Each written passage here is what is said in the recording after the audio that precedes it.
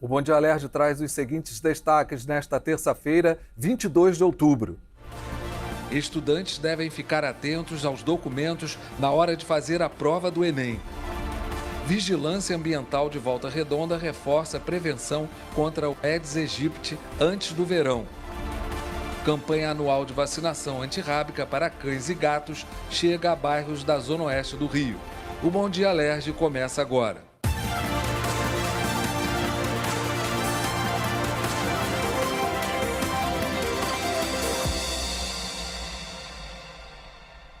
Bom dia! Servidores do Legislativo e do Executivo Estadual participaram nesta segunda-feira, no auditório da Alerj, da capacitação para a elaboração e acompanhamento da execução da Lei Orçamentária Anual de 2025. Promovido pela Escola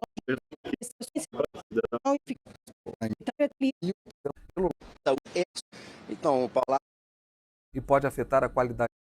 Facilita muito para o Executivo no final e para a entrega da emenda. Dados da Organização Mundial da Saúde indicam que 80% das pessoas são ou serão acometidas por dores na coluna em algum momento da vida. A dor lombar é a principal causa de incapacidade no mundo e pode afetar a qualidade de vida, a produtividade e a saúde mental das pessoas. O problema afeta várias faixas etárias, principalmente com o uso do computador e do celular, e se agrava ainda mais com o avançar da idade. O repórter Paulo Vitor Viviani está com um ortopedista especialista em coluna vertebral. Bom dia, PV.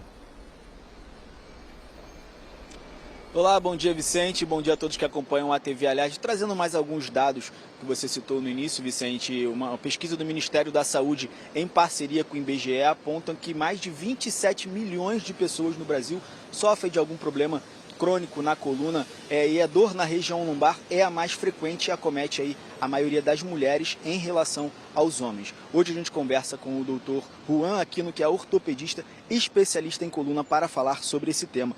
Doutor, quais as principais causas desses sintomas relacionados à dor na coluna? Bom dia. Bom dia, Paulo. Bom dia, Vicente, a todos. Então, Paulo, os principais sintomas que a gente encontra no consultório são em relação à dor na coluna lombar, a dor no nervo ciático, aquela dor que irradia para baixo da perna, a dor no pescoço, que também pode irradiar para os braços. E a causa desses sintomas normalmente são de doenças degenerativas e crônicas, como hérnia de disco, alteração no disco vertebral e alteração na faceta articular, principalmente. A questão genética também influencia para ter um problema na coluna. Vou citar o meu exemplo, no caso. Minha mãe operou a coluna 3 vezes, hérnia de disco. Eu tenho alguma predisposição a ter algum outro problema de coluna?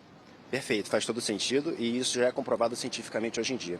O componente genético é o mais importante e o mais envolvido nas alterações degenerativas da coluna. Em relação à prevenção também desses problemas, como se prevenir? A forma mais comum e a mais indicada para prevenção é em relação ao fortalecimento muscular da musculatura abdominal na parte da frente, o fortalecimento da musculatura abdominal na parte lateral e no dorso das costas também, além de alongamentos, na parte de fortalecimento. Aliado a isso, também é indicado fazer um trabalho de cardio, que é o trabalho aeróbio, que é o quê? Corrida, natação ou ciclismo. O exercício, ele, como o senhor citou, ele é um aliado, mas é preciso saber também a maneira correta de praticar e também o valor máximo, né, o tempo máximo da prática de exercício, para não ser um exercício pesado também e acabar agravando outros problemas. É preciso ter um acompanhamento de um profissional da área também. Perfeito. Hoje em dia a gente preconiza fazer um mínimo de tempo de exercício físico semanal de 150 minutos. Dividido em 3 dias, por exemplo, daria 50 minutos por dia. Em relação à prática, normalmente a gente sugere que ela seja supervisionada no início, no primeiro momento, porque, por exemplo, tem muita gente que vai fazer um trabalho de abdominal, do fortalecimento da lombar, e acaba que não faz o abdominal correto, ele faz mais o abdominal do pescoço e não tem resultado satisfatório. Eu mesmo, Vicente, citando mais uma vez o meu caso, tive um problema na coluna, fui praticar exercício físico, não pratiquei de forma correta e acabou agravando a minha situação. E outra questão, a automedicação, doutor. Muita gente, quando sente algum tipo de dor na coluna ou qualquer outro tipo de dor, não recorre ao médico, se automedica, o que não é indicado para nenhuma doença. Isso também pode mascarar um problema que pode ser considerado grave mais para frente. Perfeito. Quando a gente tem essa questão da automedicação, é uma coisa muito importante, ainda mais hoje em dia, porque tem muita facilidade de distribuição de remédios no contexto que a gente vive.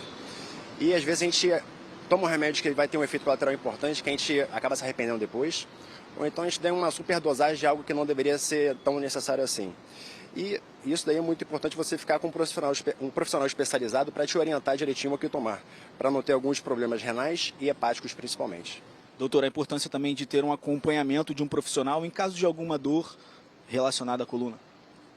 Procurar sempre um médico de coluna, um especialista em coluna, normalmente é um ortopedista, um neurocirurgião, também tem clínicos da dor. Porque às vezes a gente acaba caindo num médico especializado, um médico generalista, que ele não tem a abordagem e a prática do dia a dia que a gente vê, problemas que são sérios, que às vezes são mascarados e mascarados também pelos remédios que você toma indiscriminadamente. Doutor, muito obrigado pela sua participação. É isso, Vicente. Sempre a importância do acompanhamento médico em caso de algum sintoma, alguma dor e também aliada à prática de exercício com responsabilidade com algum profissional também indicado. Vicente, volto com você no estúdio. É verdade, PV, com coluna e joelho a gente tem que tomar muito cuidado. Agradece aí a entrevista do doutor. Obrigado você, bom dia para você. E vamos ao nosso giro de notícias de hoje.